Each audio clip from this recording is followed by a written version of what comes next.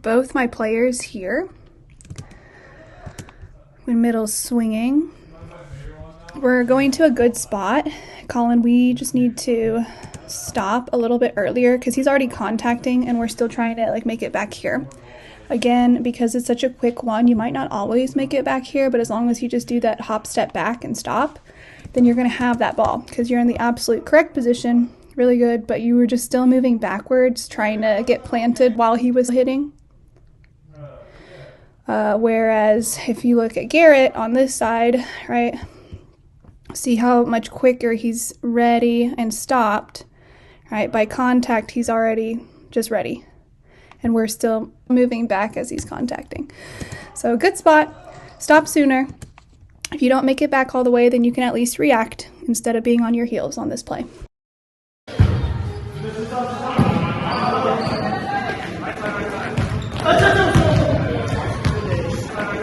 This is super key and important. I want you guys all to know because we could have gotten that ball up if we were in the right position. Since you guys can't hear me on the court, I'm just going to voice over right now. So hopefully we can understand a little better. So anytime there's like a double block and maybe we were supposed to triple, or this really goes to more when the middle's hitting or if a pin hitter is coming inside for that B or maybe a 32, something inside anyways. If we get caught off guard there, the person who is not blocking needs to go and have a job to do. See where I'm standing now, where I was showing you? We need to go almost behind the block to pick up that tip. That becomes your emergency move there. Same on the outside here, kind. So if we see that there's a double block in the middle or a single block and we are late, we go and stand behind the blocker to pick up that tip, and then we transition out to hit. It could go for either pin, but just understand this, please. So just one more time over as we see this right side. The right side's running that B, that back 2. We're going up to block. I don't want you to triple block here, Grant, because that has nothing to do with you there. But instead of just pulling off a tiny bit from the net, I would like you to pull off a little bit more in the middle. And then if you were in that spot, look how easy that ball would have been to pick up, right? If you were just 2 steps closer and then we didn't have to hit the ground. So that's just my whole point. Anytime the pins are running something inside, or especially the middle, and we're late on the block, whoever's late on the block needs to pull off behind that middle, behind that inside pin hitter to pick up that tip. So looking back at this play now, I'm standing at a different angle, but I'm glad we actually came off. We didn't block that. I think that was the right decision, even though at practice I told you guys we still need a block. I am wrong here. I think what you did was right, but let's look at this. If we are not blocking, then we have a job to do, right? And it's not to stand at the net. It's not to stand close to the net. If he's not jumping very high, I agree. You know, there's no reason to jump up and block. We can get off and like pass this ball. So as soon as we realize that, instead of like backpedaling back, we need to try to run back a little faster to the 10-foot line, because essentially this is a free ball at this point. And I think Alex, you actually, you know, if we would have gone back a little faster, we could have, you know, played this with 2 hands. Even here, you could have 100% played this with 2 hands. So just being more mindful about the context that you're making, because this one hand thing, sending it over the net, is not going to work for us if we're not blocking, right? At this point, I would have rather you jump up to block than send a free ball over the net for someone to pound it. So I would make that clear. I think the decision was good here, coming off the net, but getting off the net way faster, not just walking back, backpedaling back. Come off the net, don't be, you know, a no man's land. Get to a spot, use your hands, and we could have actually used that as a free ball to capitalize off of a kill, rather than giving them a kill.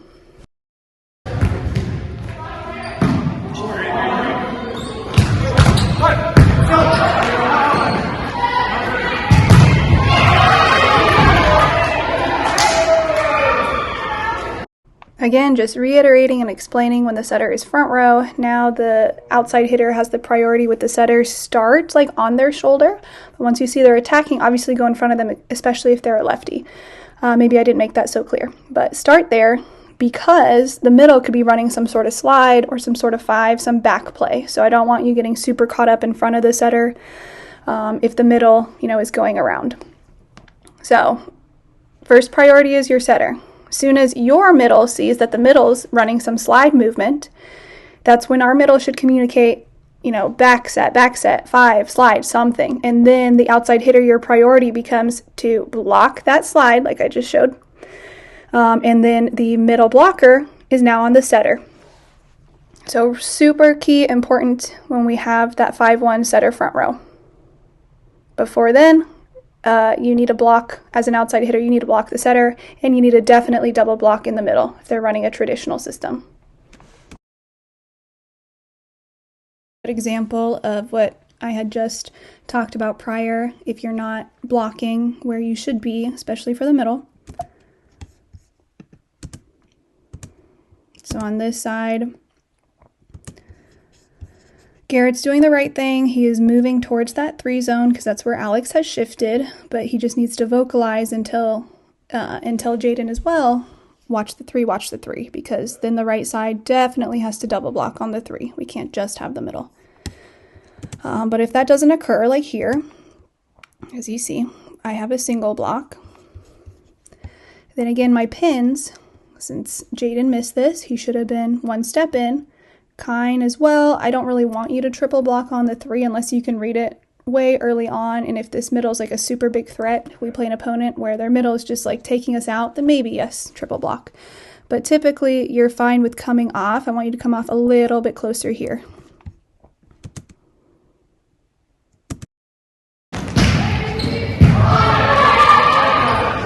I would like that double block to be a little bit better here, Jaden. But kind, notice where you're shifting again. Good job going up with the setter, but make sure we take another step in to pick up that ball, just in case.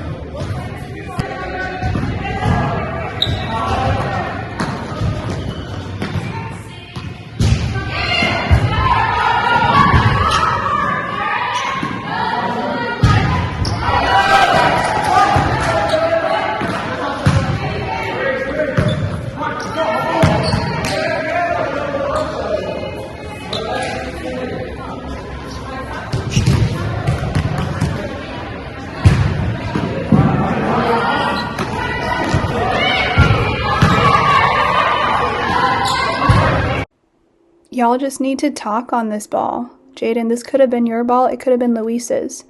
But we are not really getting there. We're just reaching with our arms and not saying anything. Jaden, it looked like you weren't really ready for that. So Luis probably had the better angle for it.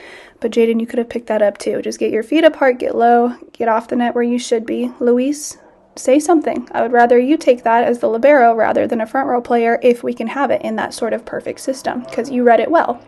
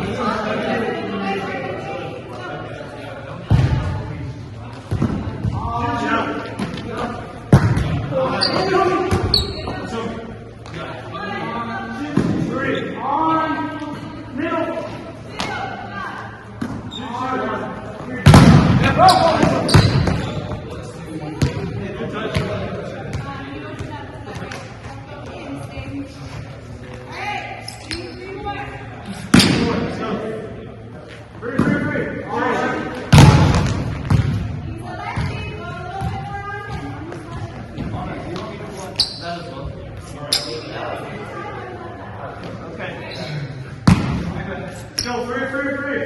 1, 2, 2.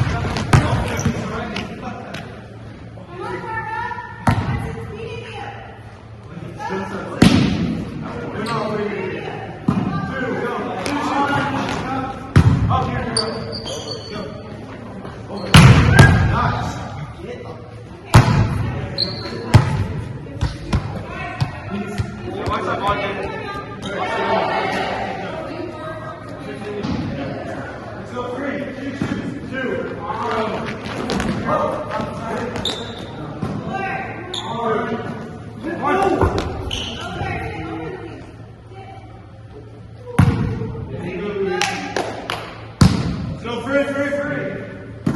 2, 2.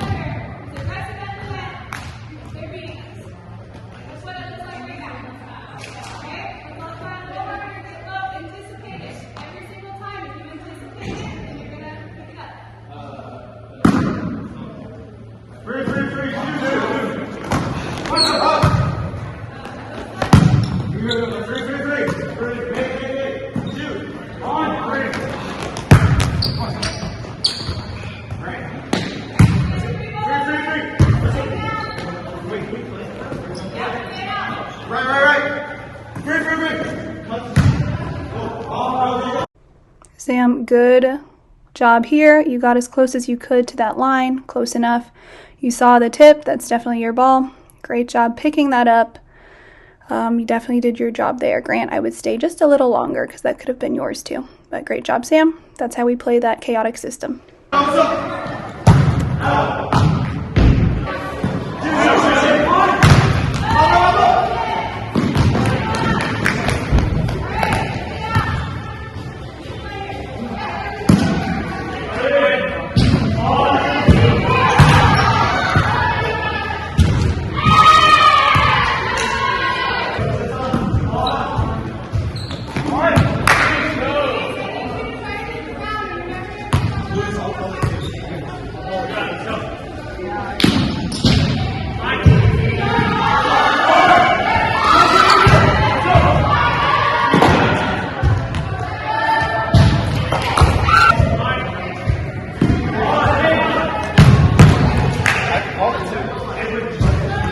So this is a pretty lucky shot by Hudson.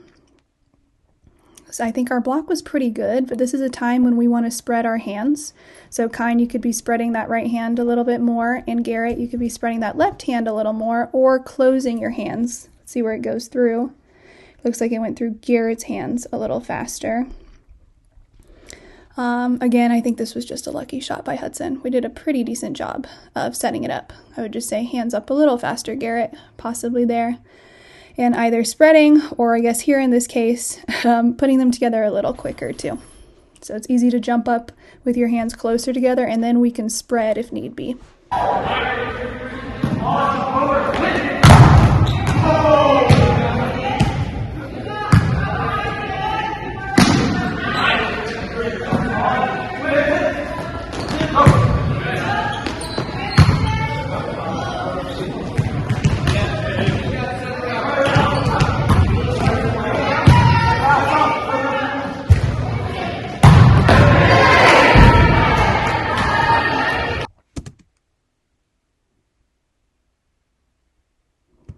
Great block setup there.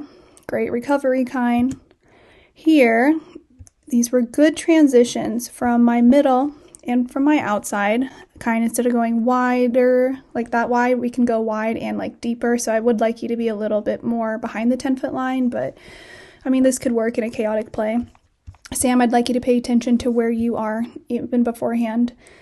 So that block is happening. First off, see where you are on the net, you could be off a little because this is like a contact coming from a setter, but you could take that little half step in case he tips right over. Now, let's see where you release though. You're kind of standing and watching. As soon as you know that's not your ball, you need to be running because you're not setting right now. Colin is. Right? So, again, look how we just backpedal back. Instead, I need you to like turn and run because this is pretty out of system. Running at least to the sideline, if not a little further out, so that you can pick up any sets that might be a little wide. But because you put yourself so inside the court and you're right-handed, this set that's super wide, Colin, not the best set, but we could have just had a better angle with that. So had you placed yourself, not, goodness, okay. Had you placed yourself not 2-3 feet inside the court, but at least to the sideline or wider, it would have just been a better contact. I mean, way to save it, but just for future reference, let's put yourself outside the court when it's out of system. And that goes for any right side, not just Sam.